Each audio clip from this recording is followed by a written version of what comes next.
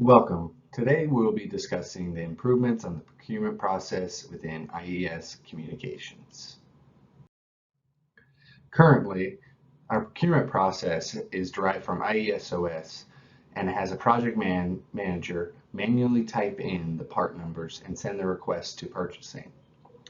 Purchasing receives this via an email and must manually copy and paste the material information and email it for purchasing to our vendor. Some issues that can arise from this would be wrong materials that have been purchased, double entries because of all the manual entries within our system, and additionally, some of these requests get lost in the queue due to a large volume of the impact.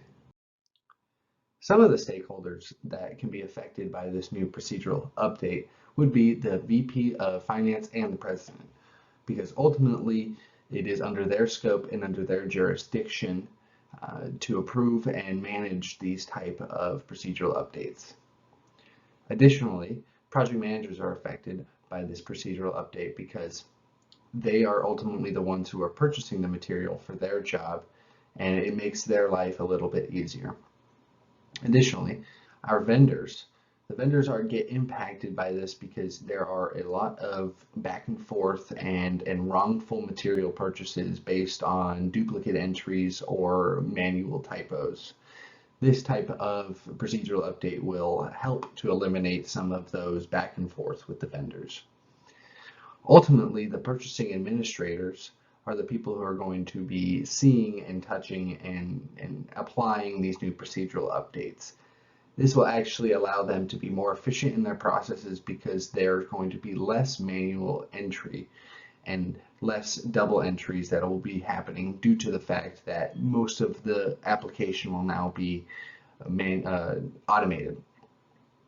And ultimately, accounts payable will be affected because there will not be additional issues with the vendors going back and forth on double entries and double material purchases or missed purchases. This will help eliminate some of those mistakes.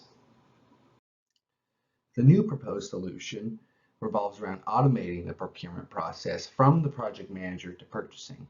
This is where we see a lot of the issues come from, is the project manager might have a typo in regards to their material because the part numbers are extremely variable and long sometimes, so it's understandable that there's some typos, and then from purchasing to the vendor will also be automated. So from the estimate list of the project manager, they will be able to select the materials they would like to purchase, have an automated email sent to the purchasing group, who will then review the order.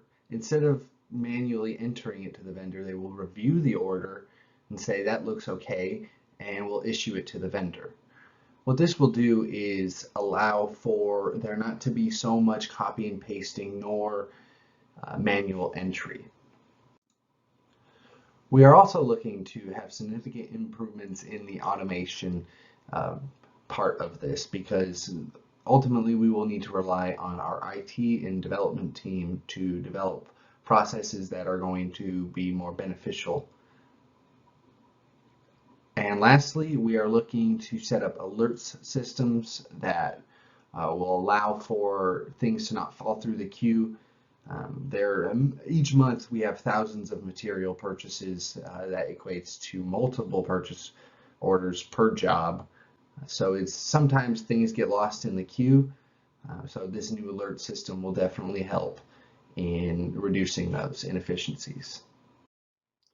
So for our timeline, after we receive approval to proceed with this new procedural process, we will need to work with our IT and our developers within IES to assist in the automation, because ultimately the accounting group does not have the background that the developers do, and we will need to rely on what they can provide to us in regards for the automation process.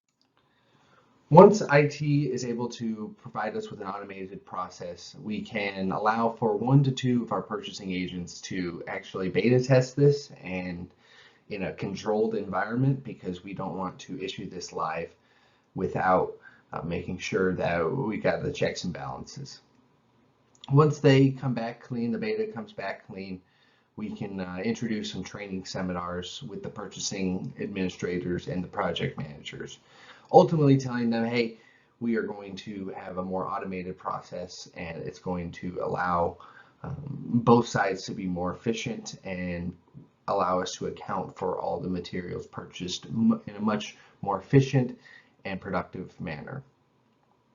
Once the training seminar is complete and all the documentation has been issued to the purchasing and project managers, we'll be able to roll out this new process live and have someone consistently ready for feedback and the ability to adjust as we go. Ultimately, if we are able to get approval and move forward with this, it's going to fall upon our project managers and our purchasing administrators to be in compliance and to voice their concerns.